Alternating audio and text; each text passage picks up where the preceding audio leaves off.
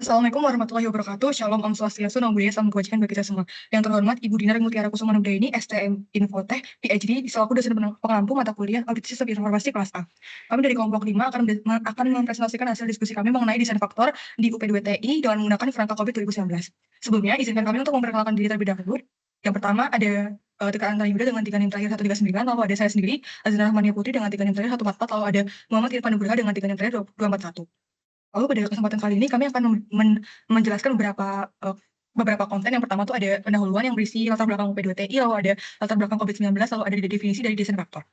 Lalu yang kedua ada pembahasan yang berisi desain faktor 1 sampai 10, lalu ada step 2 summary, lalu ada step 3 summary, dan akan diakhiri dengan kesimpulan dan saran.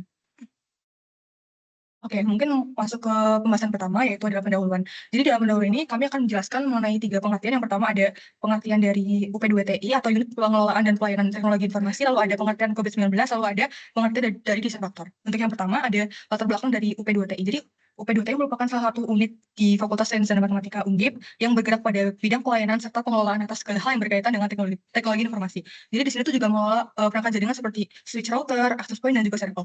Namun dalam keberjalanannya, UP2TI itu sering mengalami kesulitan ketika melakukan proses pemantauan atas perangkat jaringan, dan biasanya itu dia dilakukan dengan manual atas laporan dari klien tersebut.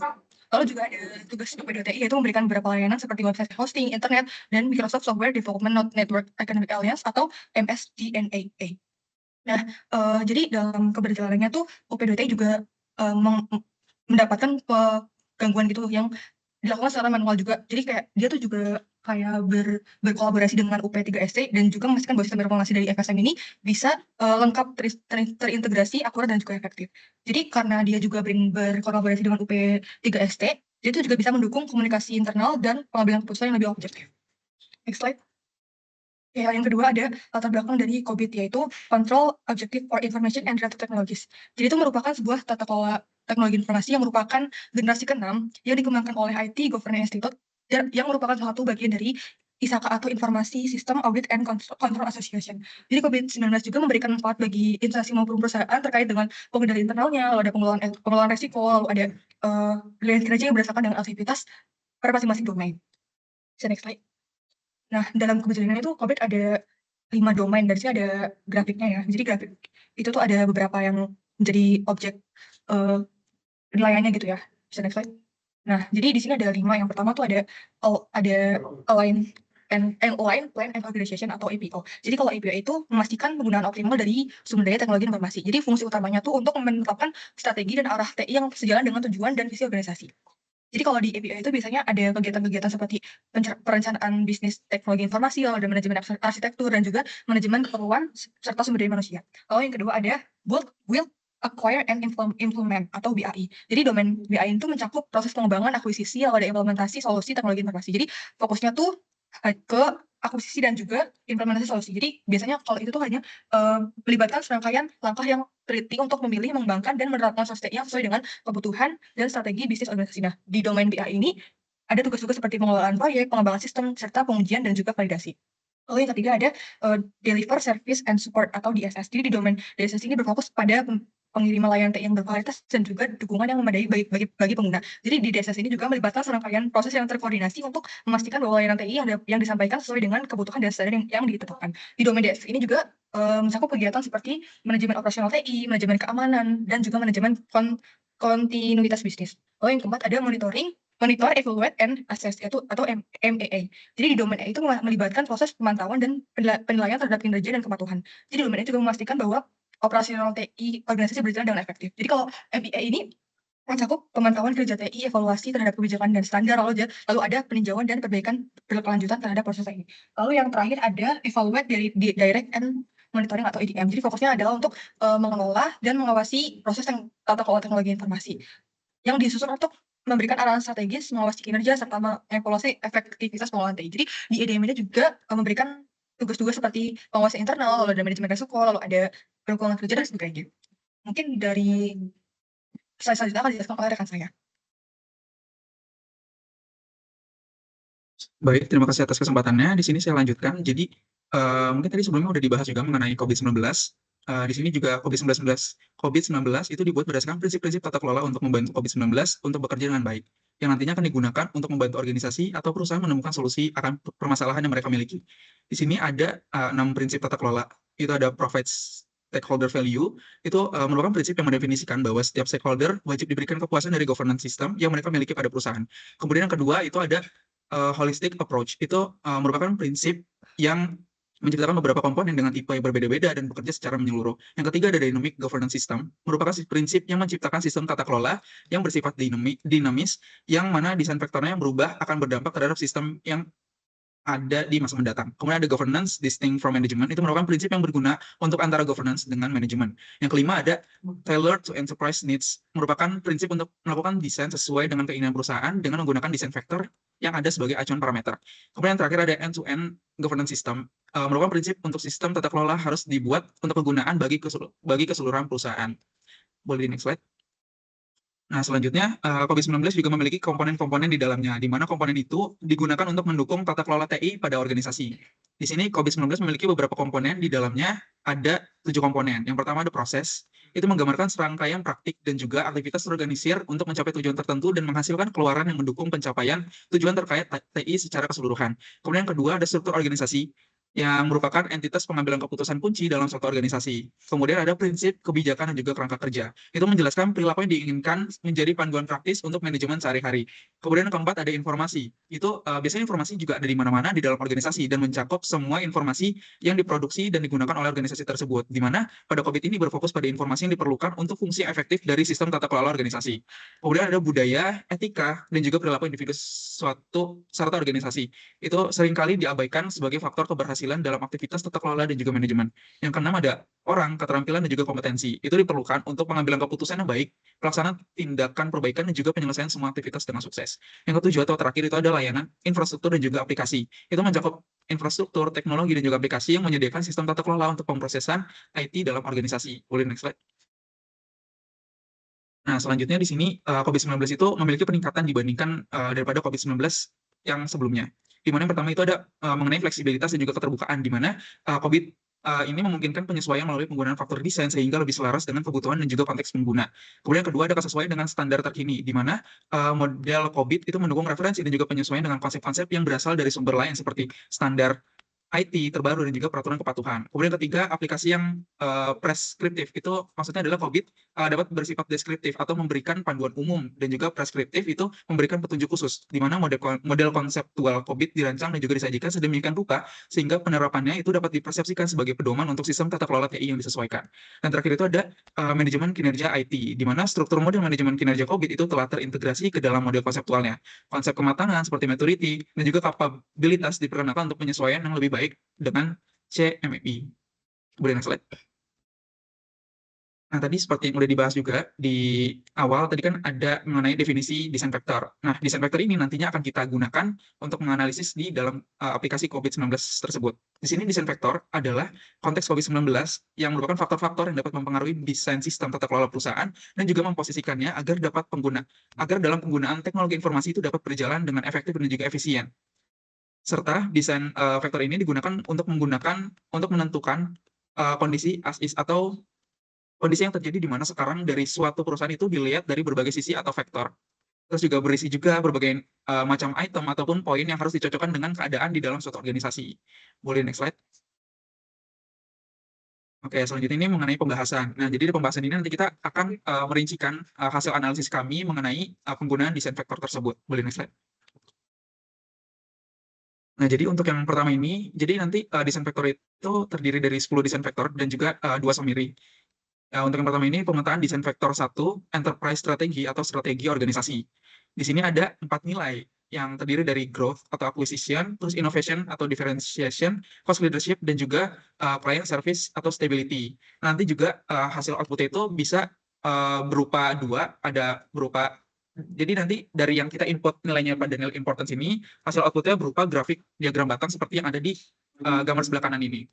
Jadi untuk value yang pertama itu mengenai value of growth acquisition. Jadi tentang perkembangan si UP2TI ini. Jadi UP2TI Fakultas Sains dan Matematika di sini kami memberikan importance scale-nya 3 dari 5 poin. Itu karena UP2TI Fakultas Sains Matematika Undip itu berfokus pada pertumbuhan jaringan dan juga infrastruktur. Itu dibuktikan dengan adanya perubahan topologi jaringan dari satu titik menjadi topologi yang namanya extended star dengan beberapa pusat.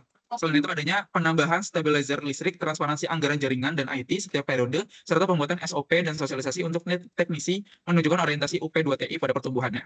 Kemudian untuk value yang kedua itu mengenai innovation atau differentiation itu kita mengasihkan nilai important scale-nya 2 dari 5. Itu karena inovasi di UP2TI FSM Undip itu terlihat dari perkembangan infrastruktur jaringannya, termasuk perkabelan, jaringan, distribusi ke end device. Terus ada juga DHCP server dan juga bandwidth internet, di mana untuk topologi jaringannya itu berubah dari mesh ke extended start. Namun ada kekurangan juga, inovasinya itu lebih dominan dibandingkan invensinya teknologi baru dan juga SOP.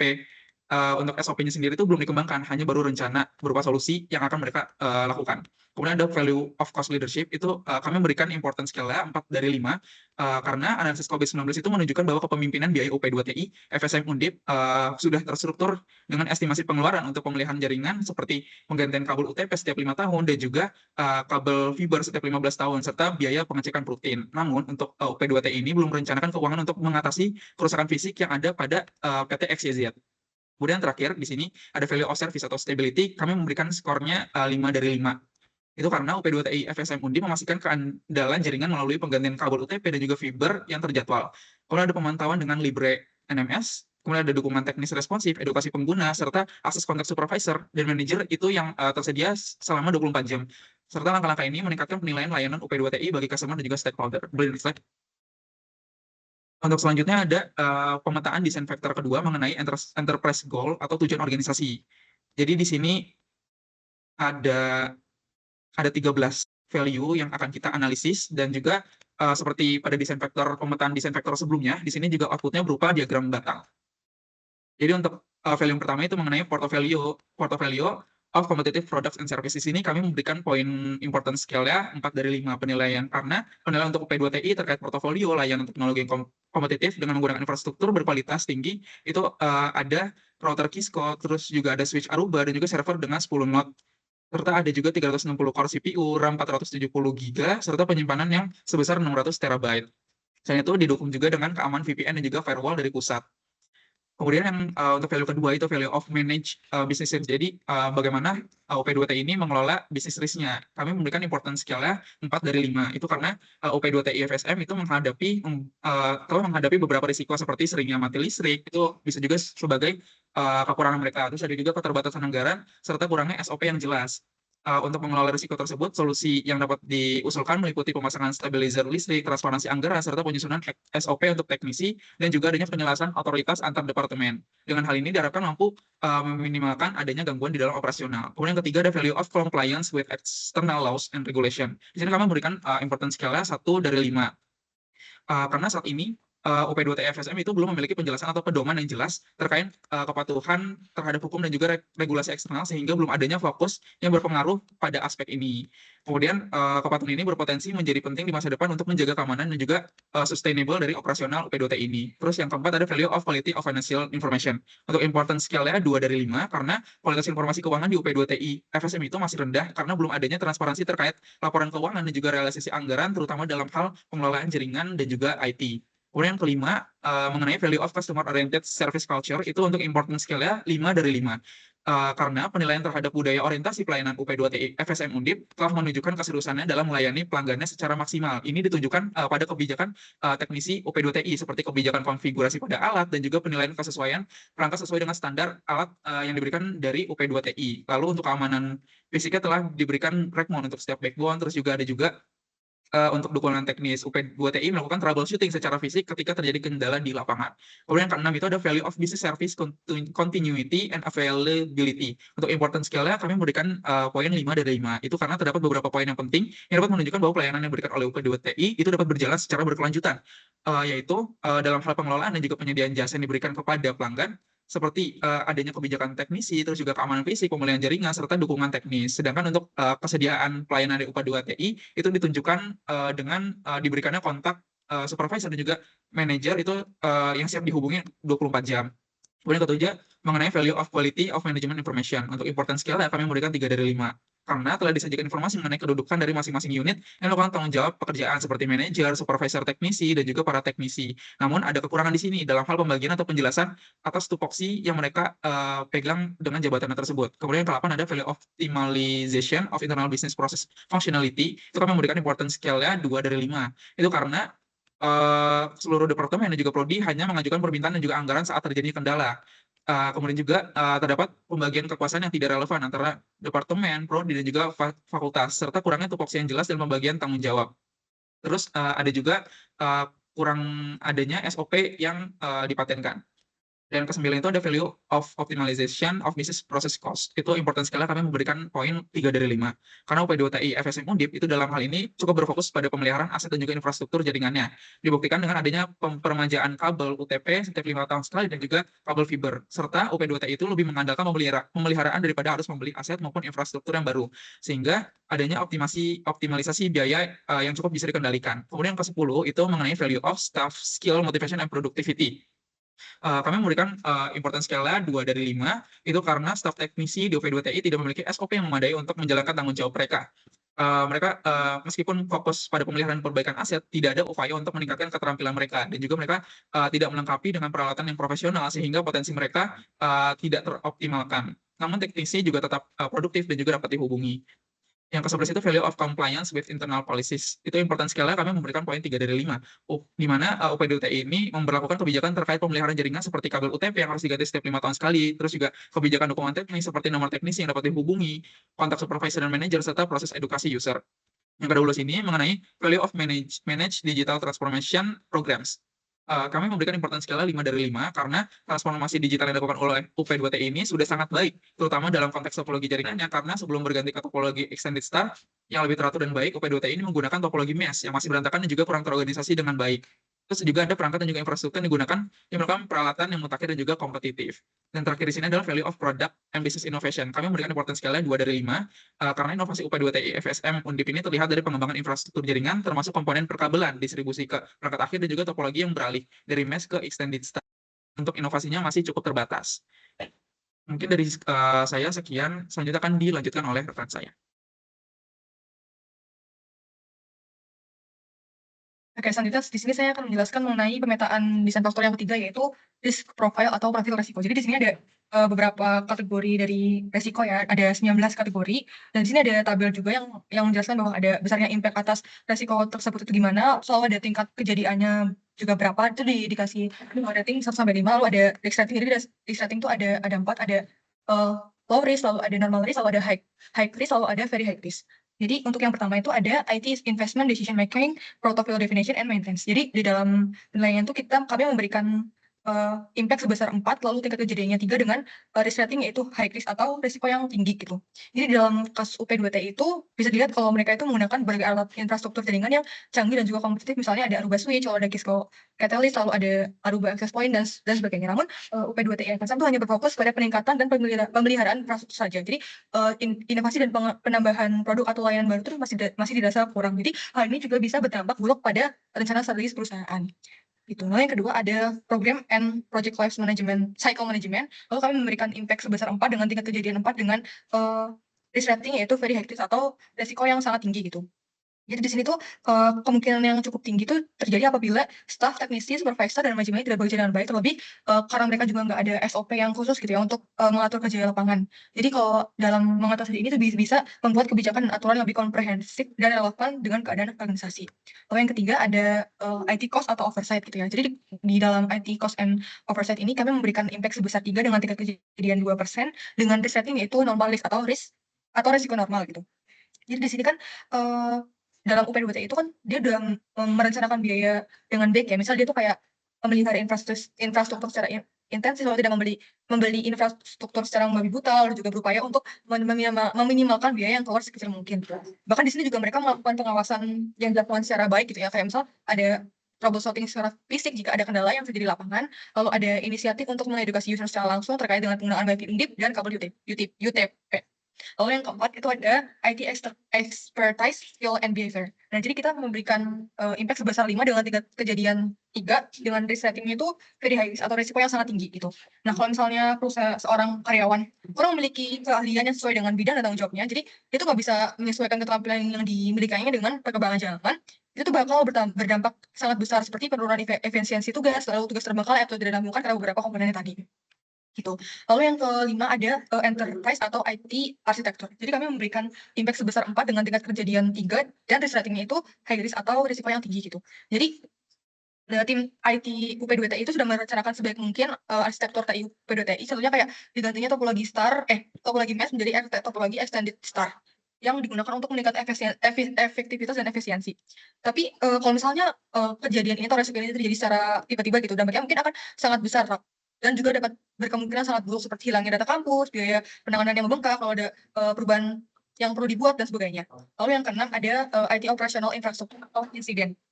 Jadi kami memberikan impact sebesar 5 dengan tingkat kejadian 2%, 2, lalu risk ratingnya ada high risk atau risikonya tinggi. Nah, kalau misalnya adanya insiden infrastruktur operasional pada UP2TI, itu kan akan berdampak besar dan juga fatal. Jadi kalau misalnya terjadi itu nggak bisa melakukan langkah preventif yang cukup untuk menghentikannya karena biasanya kejadiannya itu tanpa ada peringatan terlebih dahulu gitu. Tapi karena likelihood-nya 2 atau tingkat kejadiannya sifatnya kecil, jadi mungkin bisa ditambah dengan penggunaan teknologi yang lebih andal gitu.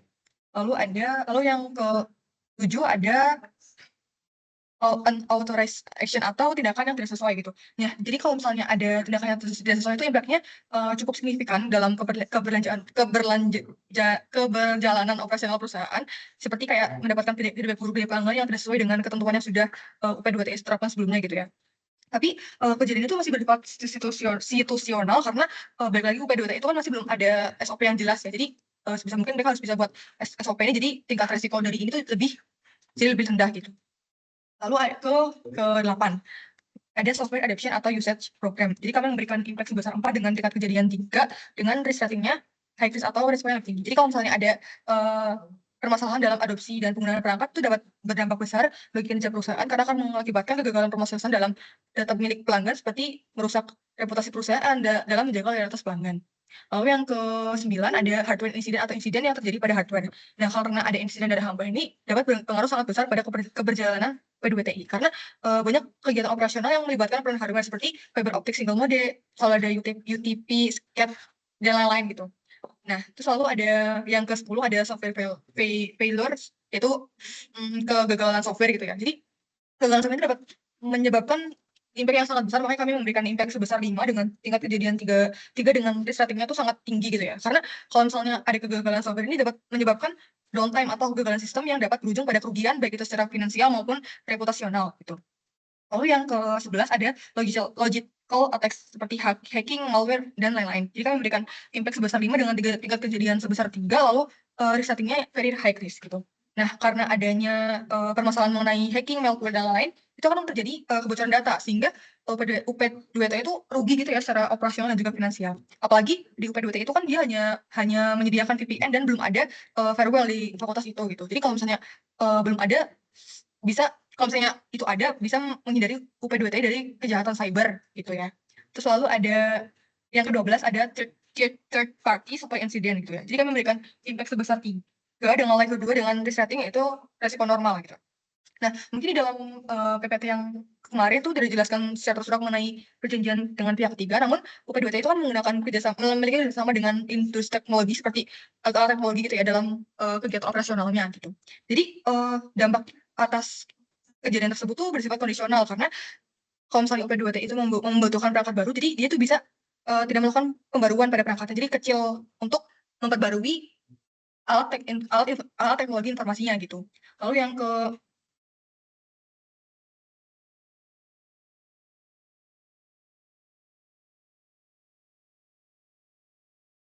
ke-13 ada non compliance.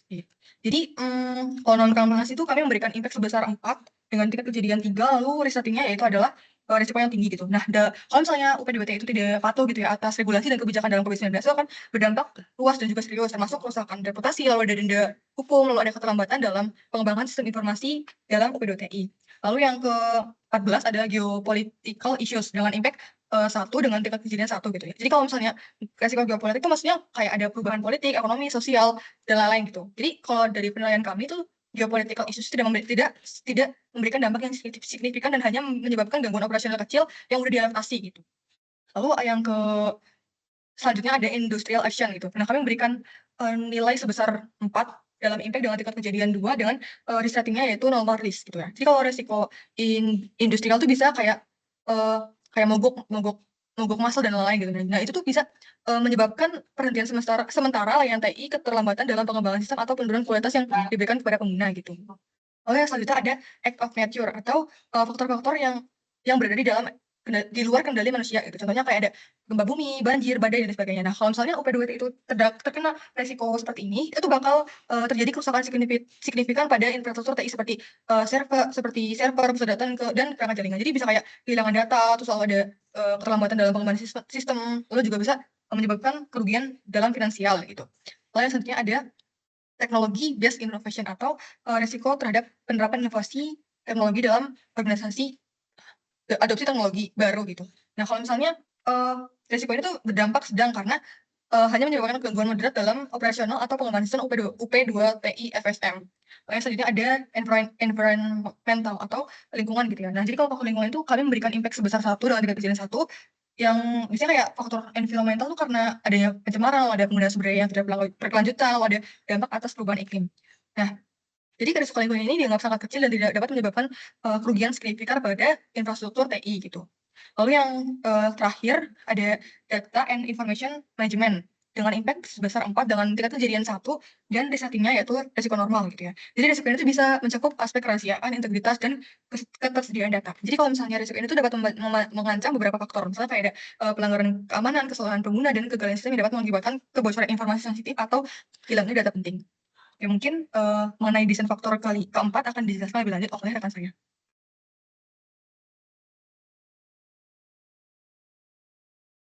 Oke, baik. Oke, baik. Terima kasih atas kesempatannya.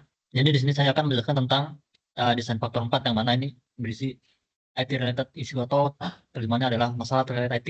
Nah, di sini untuk desain faktor 4 itu ada 20 komponen yang mana kelompok kami analisis tentang importance atau kepentingannya. Di sini ada 1 sampai dengan 3. Kalau saat itu berwarna hijau itu artinya nggak ada isu, terus kalau kuning itu nomor 2 atau importance-nya ada 2 atau importance-nya adalah 2, dan kalau yang paling isunya tinggi adalah yang warna merah berangka 3. Nah, di sini untuk yang pertama adalah frustration between different IT entities across the organization, yang mana untuk tingkat kepentingannya adalah 2. Nah, di sini alasannya adalah karena frustasi atau konflik antara entitas IT di dalam organisasi ini dapat menjadi tantangan operasional, baik itu jaringan ataupun alur kerja antar divisi yang mungkin akan berdampak terhadap kurang jelasnya alur kerja di bagian IT itu sendiri. Nah, hal ini tentunya merupakan sebuah isu yang sebab menghambat kinerja dan juga kolaborasi yang harus dimunculkan oleh setiap divisi yang ada. Nah, beberapa hal yang menyebabkan munculnya isu ini adalah misalnya karena misal ada penugasan yang kurang jelas, terus tanggung jawabnya itu juga kurang terorganisasi dengan baik, dan juga terutama terkait dengan kebijakan yang mana ada di teknisi lapangan. Di sini untuk UP2TI ini sempat dijelaskan bahwasanya untuk SOP-nya juga belum ada secara memadai gitu. Terus yang di sini yang kedua adalah frustration between business department and the IT department. Nah, di sini untuk tingkat kepentingannya adalah 1, karena frustasi atau konflik antara departemen TI dan bisnis ini tentunya akan berdampak buruk pada kerja. Akan tetapi hal ini dapat dicegah oleh UP2TI sehingga isu ini dapat lebih kecil keterjadiannya gitu. Nah, tetapi apabila hal ini suatu waktu terjadi, maka dampaknya bisa saja cukup besar karena mengingat hal ini berkaitan dengan kerjasama antara divisi yang saling berkaitan gitu. Terus yang ketiga adalah significant IT related incident, yang mana ini ada misalnya kehilangan data ataupun pencurian data dan lain sebagainya. Nah, untuk tingkat kepentingannya ini adalah 3 karena ini mungkin bisa dibilang sangat serius gitu. Nah, pada UP2TI Fakultas Sains dan Matematika Undip, isu yang berkaitan dengan insiden ini sangat berdampak bagi keberlangsungan UP2TI karena hal ini disebabkan oleh hal-hal seperti misalnya hilangnya data, terus juga pembobolan keamanan data, dan kegagalan proyek yang mana bisa mempengaruhi kinerja dan reputasi terhadap UP2TI, sehingga diperlukan adanya pencegahan dan juga langkah preventif yang seperti misalnya di sini ada backup data serta melakukan pengamanan melalui VPN dan juga firewall. Terus yang keempat ada service delivery problem by the IT resourcer. Nah, untuk tingkat kepentingannya ini adalah 2. Nah, di sini kenapa 2 itu? Karena di UP2TI Fakultas Sains dan Matematika itu notabene-nya menggunakan tenaga kerja internal, sehingga masalah seperti pengiriman layanan pihak ketiga ini kurang menjadi isu serius gitu, karena memang seperti yang tadi saya bilang itu di UP2TI memakai teknisi internal. Nah, namun isu ini tidak boleh dipandang sebelah mata, karena jika suatu mungkin terjadi di UP2TI itu maka mungkin nggak perlu banyak penyesuaian lagi gitu, karena sudah ada pencegahannya. Terus yang kelima ada failure to meet IT related regulatory or contractual requirement, yang mana di sini tingkat kepentingannya adalah 3, yang mana ini sangat serius karena kegagalan dalam memenuhi regulasi dan kontrak itu sangat fatal pada UP2TI, karena apabila hal ini sudah terlalu parah misalnya, ini dapat berakibat UP2TI di sini mendapatkan sanksi karena telah melanggar misalnya operasional yang diatur oleh si regulator gitu. Akan tetapi isu ini dapat diminimalkan dengan cara si UP2TI ini mematuhi semua regulasi gitu dengan baik. Terus yang keenam di sini ada regular audit finding or other assessment report about your IT performance. Nah, di sini untuk tingkat kepentingannya itu sangat penting, yaitu 3, karena apabila dalam suatu kondisi terjadi atau terdapat suatu temuan audit yang dilakukan oleh tim audit sistem informasi, ini akan menunjukkan bahwasanya kinerja tim teknisi di TI UP2TI ini sangat buruk, sehingga menimbulkan isu yang mana akhirnya ditemukan oleh auditor. Hal ini juga menjadi isu yang krusial karena dampaknya itu dapat berupa menurunnya reputasi UP2TI, dan pada akhirnya stakeholder yang ada di UP2TI ini banyak yang menarik diri gitu untuk menanamkan modalnya di UP2TI. Terus yang ketujuh ada substantial hidden and fraud IT spending. Nah, di sini juga masalah besar karena angkanya adalah 3 di sini. Nah, untuk pengeluaran pada organisasi ini perlu dilakukan secara transparan dan juga direncanakan dengan baik, karena apabila hal tersebut tidak dilakukan dengan baik, maka dampaknya adalah pengeluaran di bidang TI ini tidak terkontrol dengan baik, sehingga pada akhirnya timbul pemborosan biaya. Dan dampak terburuknya adalah alokasi untuk misalnya bidang lain itu menjadi dikurangkan karena dipakai untuk yang di bagian TI gitu. Terus yang ke-8 itu ada duplication or overlaps between various initiatives. Nah, di sini duplikasi atau tumbang tindih antara inisiatif dapat terjadi karena misalnya ada kurangnya koordinasi dan juga komunikasi antar tiap staf di suatu perusahaan. Nah, ini akibatnya menjadi serius karena dapat menyebabkan gagal proses kemajuan perusahaan gitu. Terus yang ke-9 ada insufficient IT resources, staff with inadequate skill or staff burnout. Nah, di sini untuk tingkat kepentingannya adalah 3, karena sumber daya TI yang kurang memadai dapat disebabkan karena misal kurangnya perhatian manajemen terhadap SDM yang ada, terus juga ada tentunya untuk dampaknya sendiri itu sangat serius karena memberikan pelayanan pada pelanggan. Nah, apabila pelayanan itu buruk, maka ini bisa apa ya, kayak bisa menimbulkan persepsi dari luar bahwasanya kompetensi dan kualifikasi SDM dari UP2T itu sangat buruk gitu.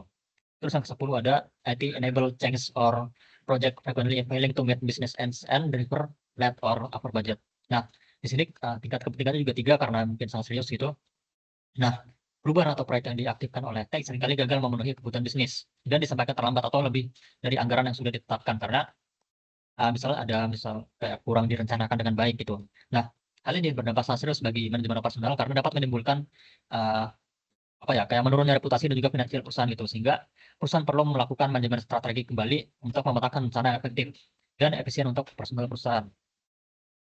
Terus yang ke-11 ada reluctant by board member, executive or senior management to engage with IT or lack of commit business sponsor for IT. Nah, di sini kepentingannya adalah 2, karena kurangnya kontribusi dari pihak manajemen ini dapat menjadi isu karena tanpa adanya peranan dari pihak manajemen itu mengakibatkan kegagalan dalam misalnya pengambilan keputusan oleh pihak bidang TI gitu, karena kinerja dari mereka sendiri kurang diawasi pada perusahaan. Terus untuk yang ke-12 itu ada complex IT operating model and or unclear decision mechanic for IT related decision. Nah, untuk tingkat kepentingannya di sini adalah 2, yaitu sedang. Nah, alasannya adalah kompleksitas dari operasi model TI dapat berakibat dengan keputusan yang nantinya tidak jelas, karena sehingga untuk dampaknya nanti akan memberikan pelayanan yang mungkin agak kurang baik itu ke si kliennya. Hal ini akan berpengaruh pada loyalitas dan juga kepercayaan pelanggan terhadap layanan yang diberikan oleh UP2TI.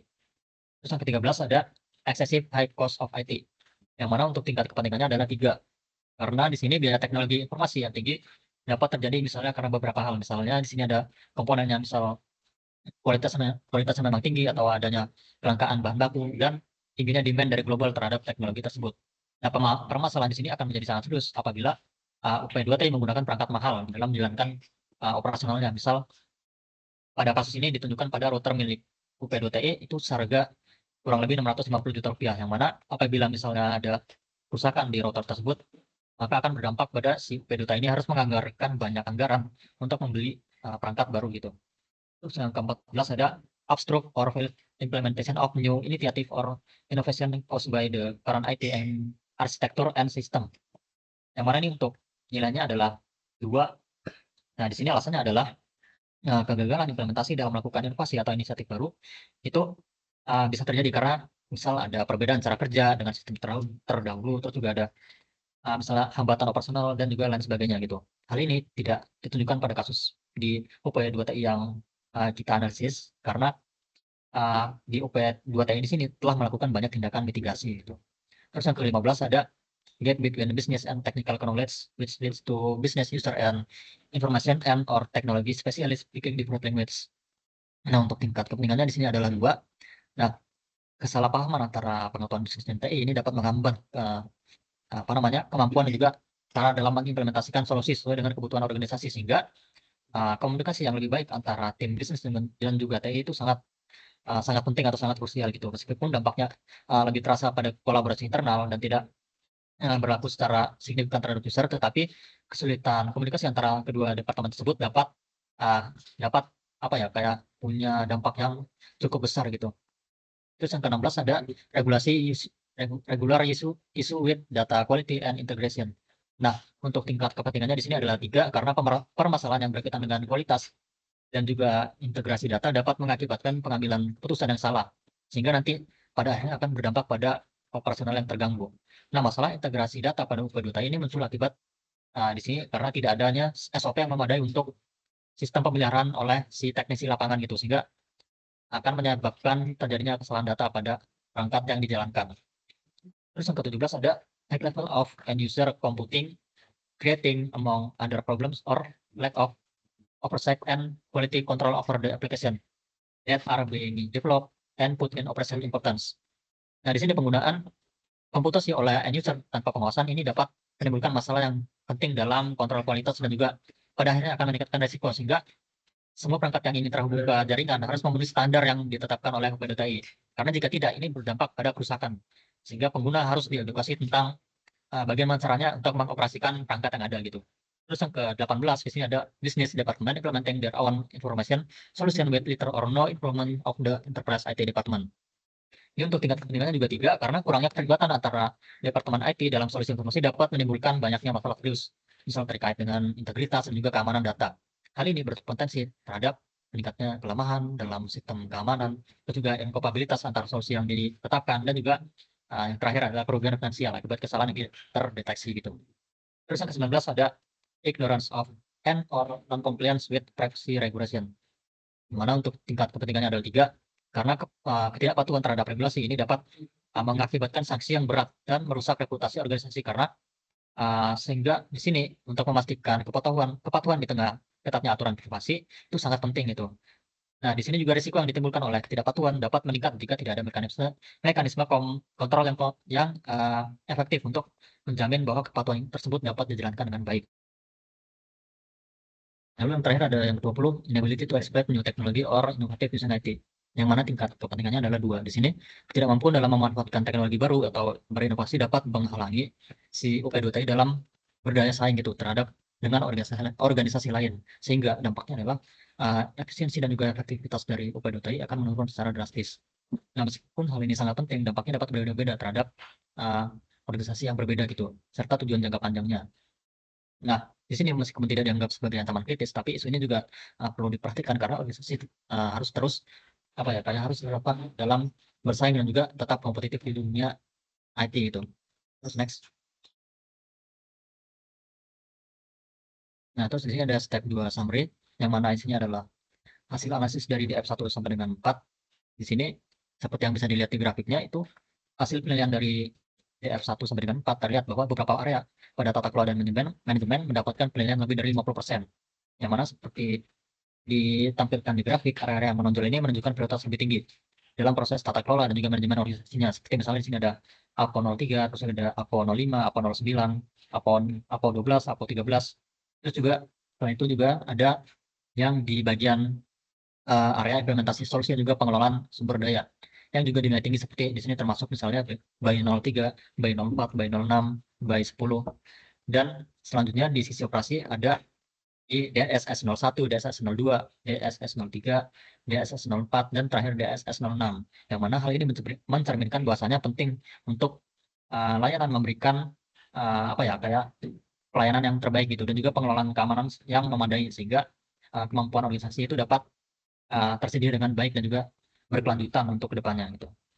Terus untuk materi selanjutnya akan dilanjutkan oleh rekan saya.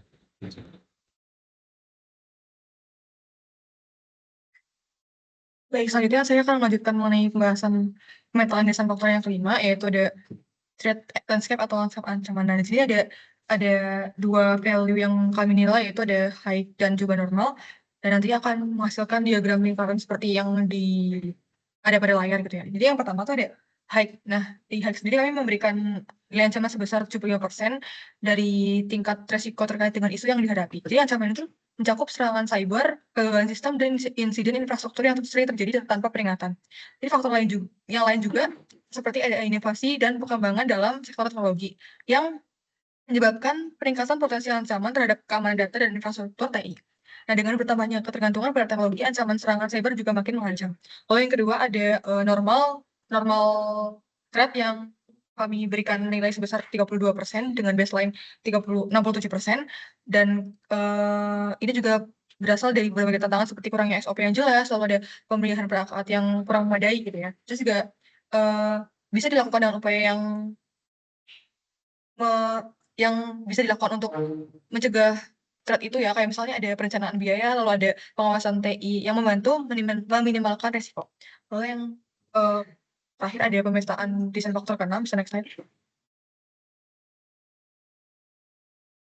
Untuk pemetaan desain faktor ke-6 mengenai compliant recruitment atau persyaratan kepatuhan, jadi di situ ada 3 penilaian, yaitu ada high, normal, and low. Nah, untuk yang pertama ada high compliant recruitment yang kami berikan 25% dari total nilai kepatuhan yang mencakup kategori tinggi. Jadi persyaratan itu berkaitan dengan regulasi hukum yang ketat, standar industri yang perlu dipenuhi, lalu ada kewajiban kontraktual yang dijalankan bersama dengan pihak ketiga. Jadi untuk memenuhi persyaratan ini, UP2TI perlu melakukan evaluasi secara berkala terhadap kebijakan dan prosedur yang ada serta melibatkan seluruh elemen organisasi dalam proses kepatuhan ini. Lalu yang kedua ada normal compliant requirements yang kami berikan 75% yang menandakan bahwa sebagian persyaratan kepatuhan UP2TI berada dalam standar yang telah diterima gitu.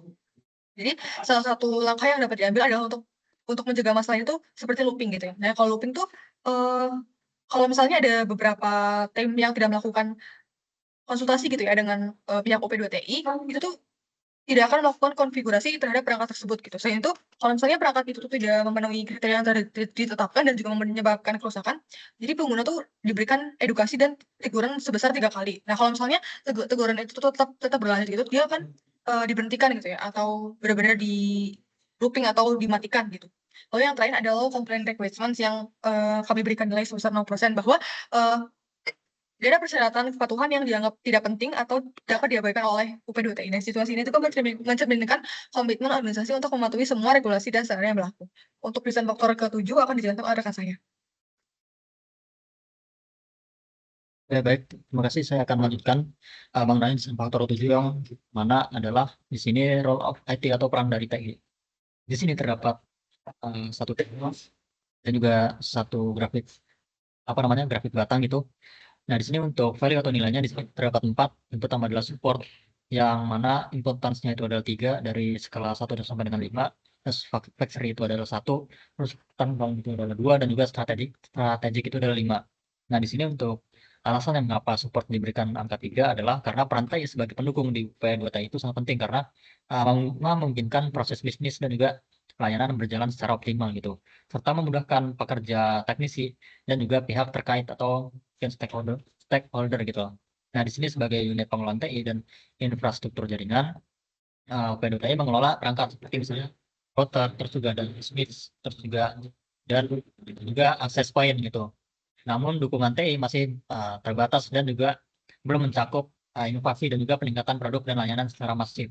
Jadi di sini untuk UP2TI masih berfokus pada misalnya kayak tadi yaitu adalah jaringan gitu.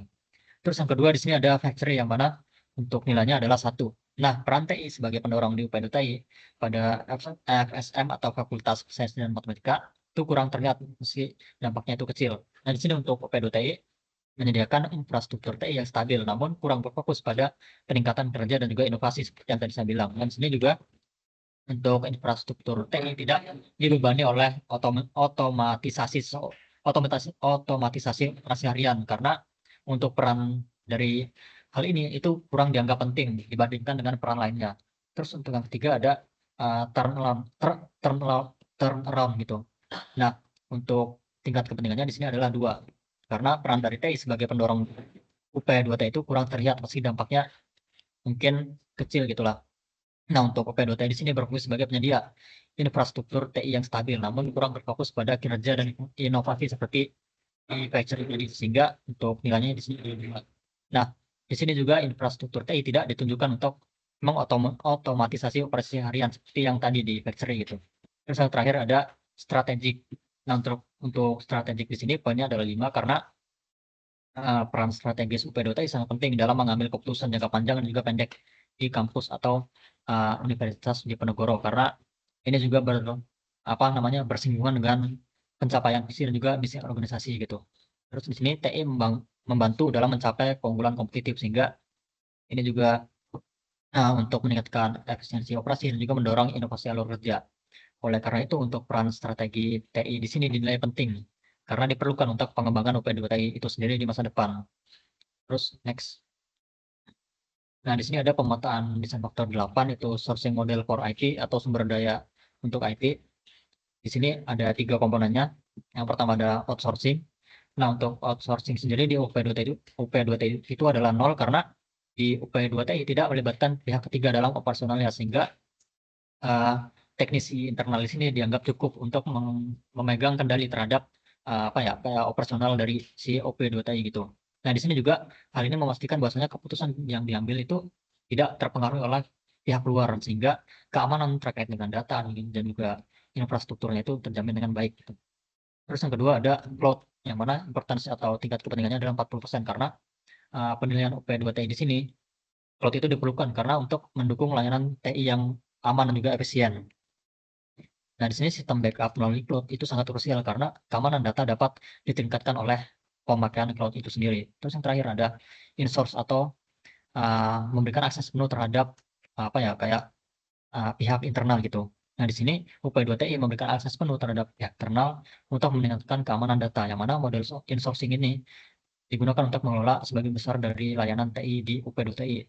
Sehingga untuk stabilitas jaringannya dan juga keandalan infrastruktur itu terjamin dengan sangat baik gitu. Terus untuk desain faktor selanjutnya akan dilanjutkan oleh rekan saya. Terima kasih.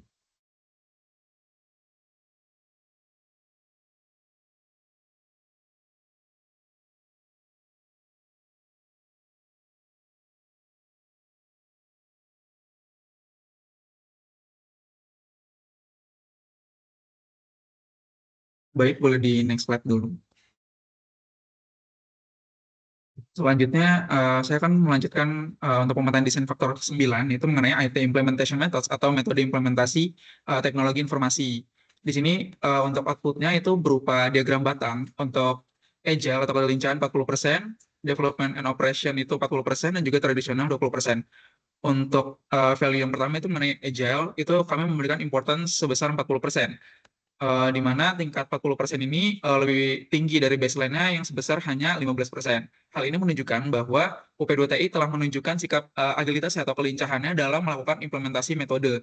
Hal ini ditunjukkan pada terjadi perkembangan yang signifikan pada jaringan di Fakultas Sains dan Matematika Undip dari topologi mesh yang tidak beraturan menjadi topologi star extended yang lebih terstruktur.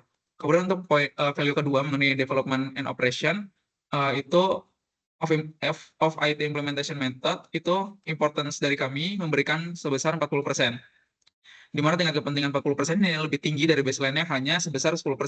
Hal ini menunjukkan bahwa kemampuan UP2TI dalam memberikan pelayanan yang memadai itu ditunjukkan pada penggunaan perangkat yang berkualitas tinggi dan juga dilengkapi dengan adanya keamanan jaringan sehingga menunjukkan dedikasi mereka dalam memberikan pelayanan yang maksimal kepada pelanggan dalam menjaga reputasi dan juga loyalitas. Dan terakhir itu mengenai traditional of IT implementation methods itu importance dari kami itu memberikan nilainya 20%, yaitu tingkat kepentingan 20% ini lebih rendah daripada baseline-nya yang diberikan 75%. Hal ini menunjukkan bahwa metode tradisional yang diimplementasikan oleh UP2TI itu sudah minim terjadi dalam operasionalnya. Hal ini dapat dibuktikan pada saat terjadi troubleshooting itu yang dilakukan secara fisik dan juga belum adanya alat profesional untuk pengecekan jaringan.